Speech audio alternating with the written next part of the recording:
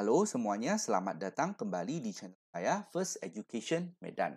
Di video kali ini kita mau melanjutkan pembahasan soal-soal di kimia kelas 10, yaitu buku yang sebelah kiri ini ya, di bab 6 tentang stoikiometri. Nah, sekarang kita mau membahas tentang hukum-hukum dasar kimia. Ada 5 hukumnya. Nah, kita membahas hukum nomor 1 yaitu hukum Lavoisier dan hukum yang kedua ya tentang hukum Prost. Untuk pembahasan soal-soal sebelumnya, silahkan cek linknya di bagian deskripsi. Nah, kita lanjut. Oke, nah pertama-tama adalah tentang hukum Lavoisier. Nah, ingat hukum Lavoisier itu nama lainnya adalah hukum kekekalan massa. Intinya adalah bahwa kalau ada reaksi, maka massa sebelum reaksinya itu pasti adalah sama dengan massa sesudah reaksi. Ya, karena tidak ada massa yang hilang, maka disebut massanya itu kekal. Kekal itu abadi, jadi tidak pernah berubah gitu. Ya, jadi yang sebelum sama dengan yang sesudah. Oke, nah jadi kalau ini dikasih reaksinya, ada A ditambah dengan B bereaksi menghasilkan C dan D, maka massa A ditambah dengan massa B itu yang sebelum, oke, itu pasti sama dengan massa C ditambah dengan massa D, yaitu yang oke. Nah, jadi kita mau membahas soal nomor 8 dan nomor 9 uji pemahaman diri ini ya. Jadi nomor 8, massa abu hasil pembakaran kertas kecil, hasil pembakaran kertas itu massa abunya akan lebih kecil daripada massa kertas yang dibakar. Nah, apakah hukum Lavoisier berlaku pada reaksi pembakaran? Jelaskan jawaban Anda. Nah, tanpa berpikir lebih lanjut, jawabannya pasti ya. Oke, apakah hukum Lavoisier berlaku? Sudah pasti, karena ini sudah hukum, tidak bisa diganggu-gugat lagi. Nah, penjelasannya bagaimana?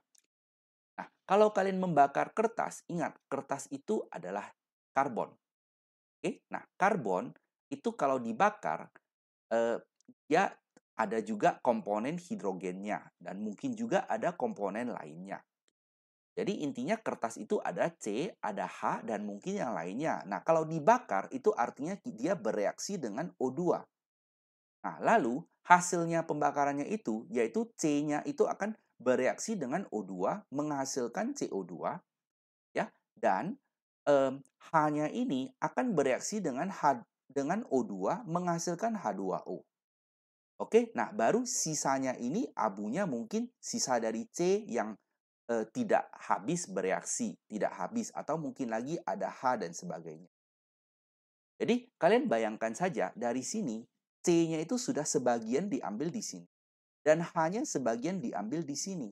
Jadi kan kelihatan bahwa yang tersisa abunya itu pasti adalah bagian dari yang dibakar. Ya, artinya maka kertasnya itu pasti lebih berat daripada abunya. Itu karena sebagian sudah menjadi CO2 dan H2O ya, maka massa abunya itu lebih kecil daripada massa kertasnya. Oke, semoga jelas ya. Nah, nomor 9. Pada pembakaran 2,4 gram magnesium di udara, dihasilkan 4 gram oksida magnesium. Berapa gram oksigen yang dipakai dalam reaksi itu? Oke, nah ini soal tidak susah ya. Jadi ada magnesium, kita bakar dengan oksigen, berarti dia reaksi dengan O, menghasilkan magnesium oksida. Oke, nah dikasih tahu bahwa um, ini tulisannya jelek ya, 2,4 gram. Magnesiumnya itu 2,4 gram. Sedangkan magnesium oksidanya adalah 4 gram. Oke, nah ini oksigennya ditanya, ini berapa? Oke, nah kita tinggal gunakan saja hukum kekekalan massa ini. Bahwa massa yang sebelum, oke, 2,4 dengan X ini, kalau di total, pasti sama dengan massa yang sesudah, yaitu 4. Jadi ketahuan X-nya adalah, ini 2,4 tinggal pindah aja ke kanan ya, 4 kurang 2,4 menjadi 1,6 gram. Nah, inilah adalah massa dari oksigen yang kita gunakan. Oke? Nah, kita lanjut ke soal nomor 10. Nah, nomor 10 ini sekarang sudah tentang hukum Prost. Oke, nah hukum Prost itu nama lainnya adalah perbandingan tetap, hukum perbandingan tetap.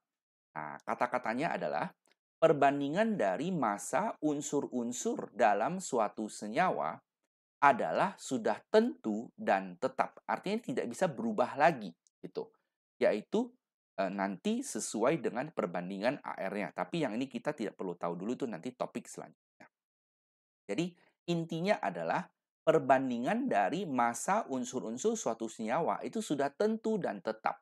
Jadi misalnya ya, kita bilang air gitu. Air kan kita tahu dia senyawanya adalah H2O. Berarti dia terdiri dari hidrogen dan oksigen. Maka perbandingannya itu sudah pasti. Misalnya perbandingannya A banding B. Nah, ini sudah fix. Tidak boleh diganggu-gugat lagi. Ya, misalnya saya kasih tahu sajalah ini perbandingannya adalah 1:8.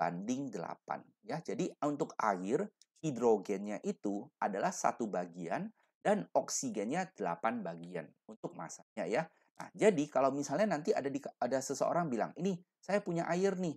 Sedangkan hidrogennya adalah 1 dan oksigennya sekarang 10. Nah, maka kalian tahu ini sudah pasti bukan air. Karena kalau air ini sudah fix, pasti 1:8. Tidak mungkin dia 1:10. Berarti orang yang tadi itu bohong, ini bukan air. Tuh, itu maksud. Nah, jadi supaya lebih jelas, kita kerjakan saja soal-soalnya. Nomor 10. Sampel dari zinc sulfida dibuat dengan 3 cara. Nah, untuk sampel pertama itu 3,22 gram, terdapat 2,16 gram zinc. Artinya apa?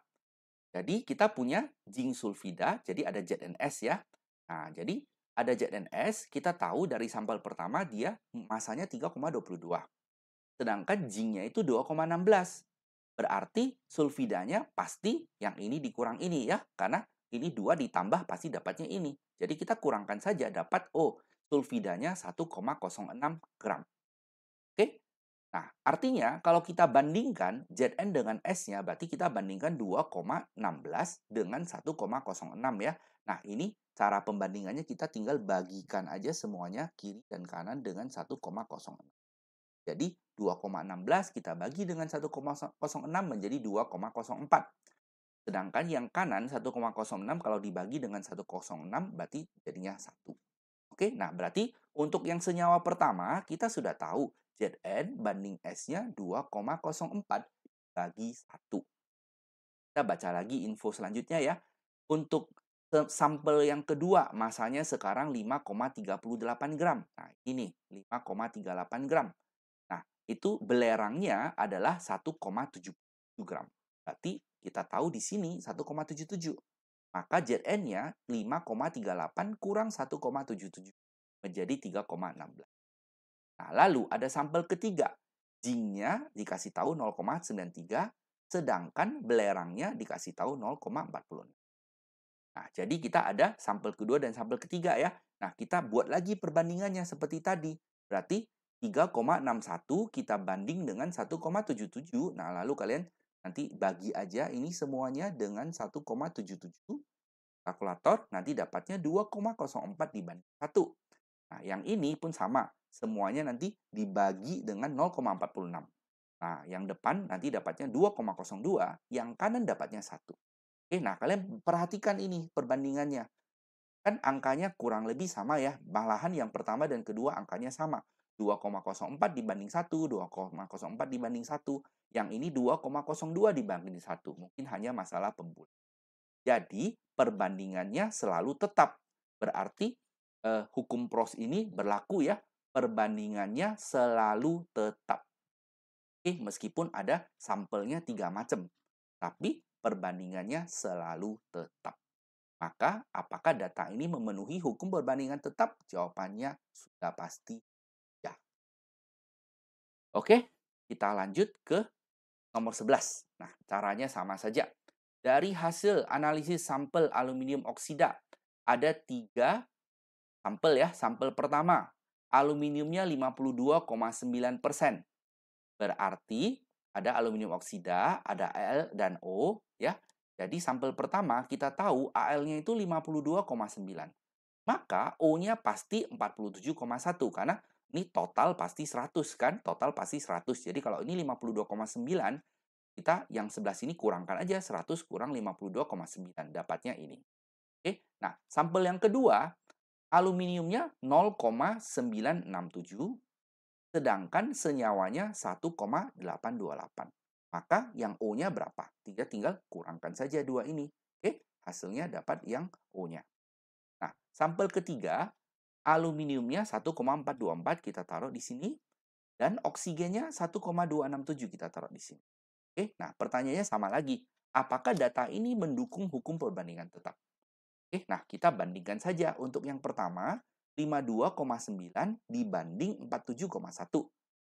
Ya, bagi dengan 47,1 ya.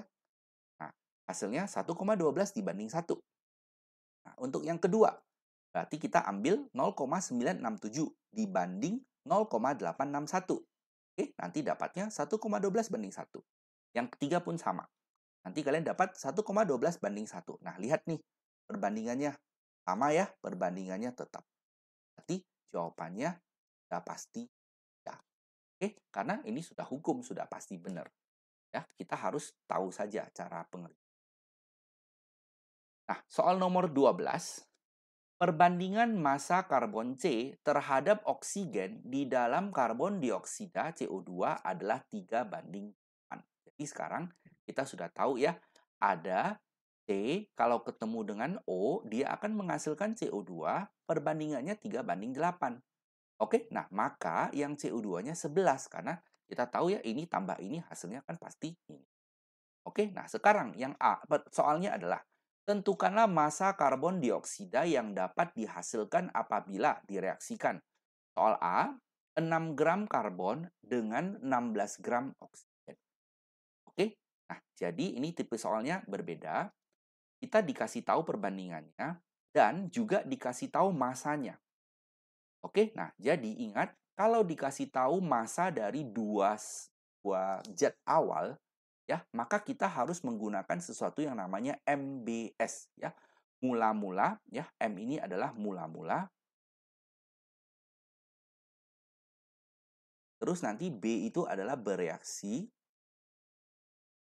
Nah, lalu S itu adalah sisa. Oke, jadi datanya ya, pertama-tama kita tulis dulu. Mula-mula itu karbonnya 6 dan oksigennya 6. Oke, nah itu data awal mula-mulanya. Nah, lalu bereaksinya itu kita harus tahu dari 6 gram karbon itu berapa yang terpakai. Itulah bereaksinya. Dari oksigen 16 gram itu berapa yang terpakai. Nah, cara menentukannya itu kita harus tahu dulu siapa yang habis. Oke, nah cara menentukannya adalah kita ambil nilai mula-mula, kita per dengan perbandingannya. Yang terkecil itu yang habis. Ya, maksudnya adalah jadi ini kan untuk karbon nilainya 6. Kita per dengan perbandingannya. Jadi 6/3 hasilnya 2. Nah, untuk yang oksigen mula-mulanya 16, perbandingannya 8. Jadi kita bagikan 16/8 adalah 2. Nah, kebetulan ini nilainya sama-sama 2. Oke, nah kalau sama-sama 2 maka sama-sama habis.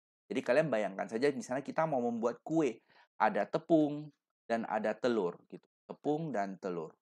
Oke, nah kalau misalnya kita sedianya cocok gitu, misalnya 1 kilo tepung itu butuh 10 telur. Kok teluar sih? Telur ya. Nah, berarti hasilnya kue dan ini akan habis semua gitu. Ini terpakai semuanya. Tuh. Nah, seperti di sini juga terpakai semuanya. Jadi artinya bereaksinya yang ini 6, yang ini juga 16. Oke, jadi sama-sama akan habis ya. Jadi ini sisanya, S itu sisanya. Dari 6, bereaksi 6, maka sisanya 0. Tidak ada lagi sisanya. Nah, yang 16 ini terpakai 16, maka sisanya 0. Nah, lalu yang sebelah sini kenapa jadi 22? Karena eh, kita kan sudah tahu ya, kalau ini bereaksinya 6, ini bereaksinya 12 ya, berarti ini pasti 22 karena yang sebelum hasilnya harus sama dengan yang sesudahnya. Kan tidak mungkin ada yang hilang. Oke, nah terus mula-mula kan belum ada nih CO2-nya, ini 0, jadi biasanya orang tidak tulis ya. Nah, terus bereaksinya 22, maka ini hasil akhirnya adalah 22. Jadi ini ditambah. Ya, sedangkan yang ini dikurang. Oke, yang ini. Nah, jadi pertanyaannya, tentukanlah massa karbon dioksida yang dihasilkan, maka jawaban A adalah 22 gram. Oke, semoga jelas ya. Nah, sekarang kita buat yang soal B. 6 gram karbon dengan 8 gram oksigen.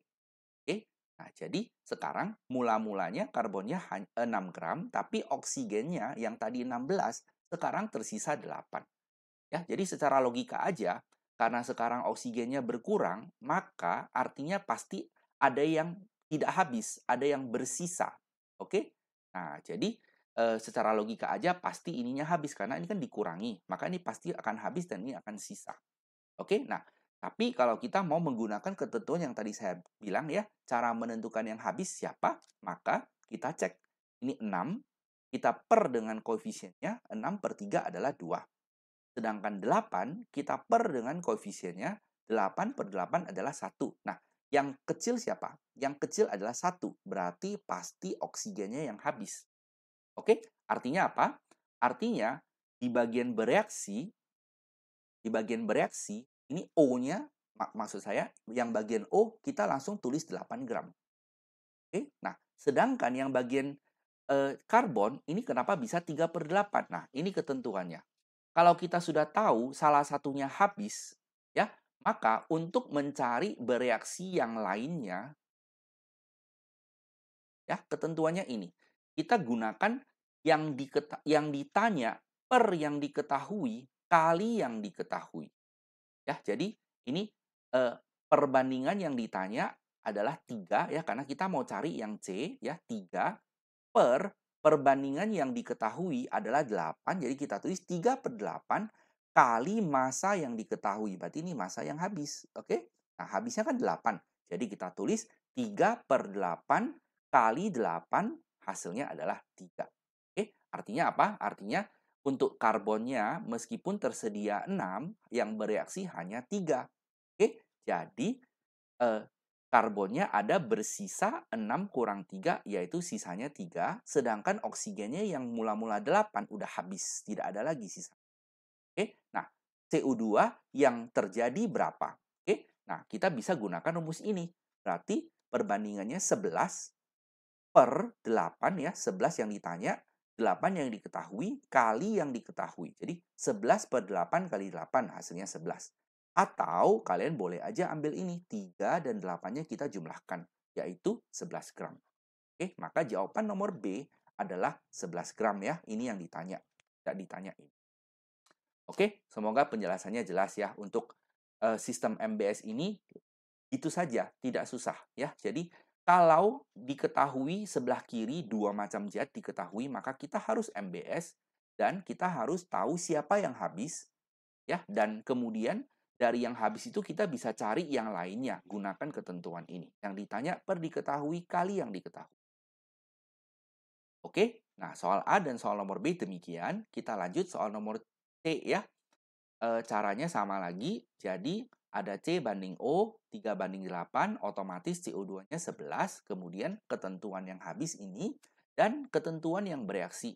Sekarang kita cek, maaf, sekarang kita cek datanya ya untuk yang C, berarti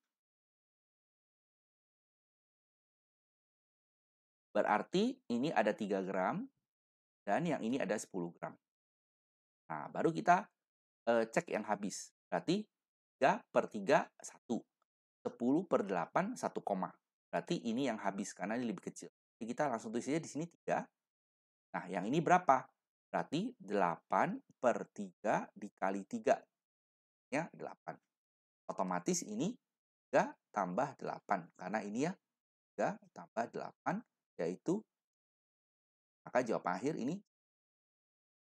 Nah, kalau ditanya yang sisa siapa? Nah, C-nya akan habis.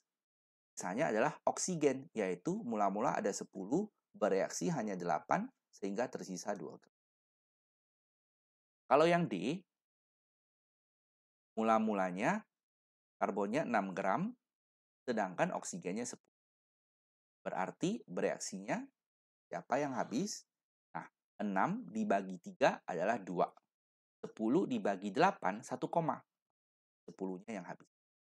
Berarti yang ini 3/8 kali 10. Wah, ini angkanya jelek ya.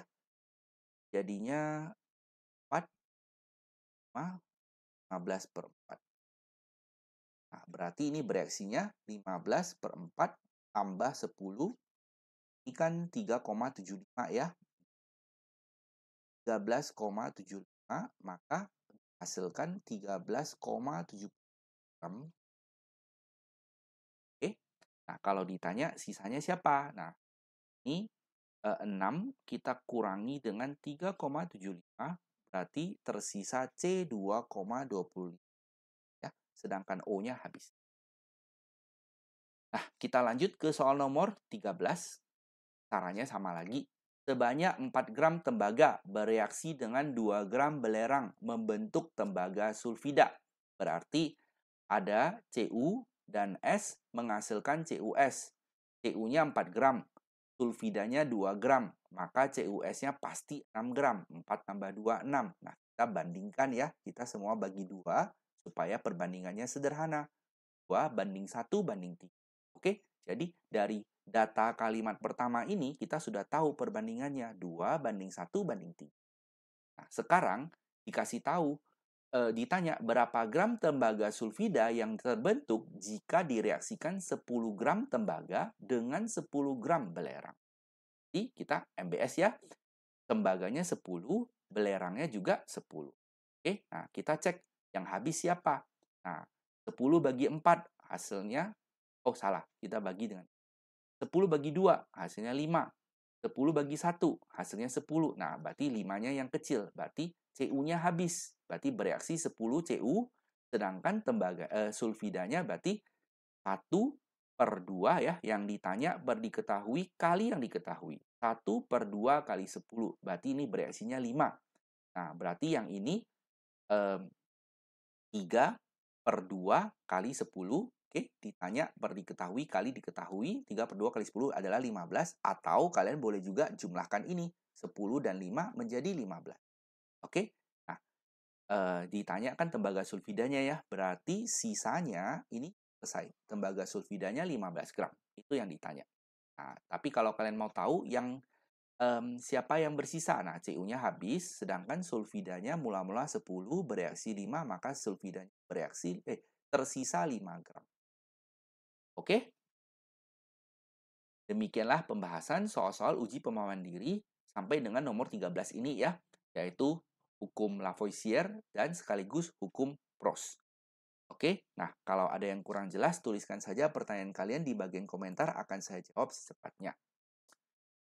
Jangan lupa untuk selalu belajar dan banyak berlatih, banyak mengulang, maka kalian pasti bisa. Silahkan di-like video ini ya kalau kalian suka dan subscribe channel ini supaya kalian tidak ketinggalan update video terbarunya.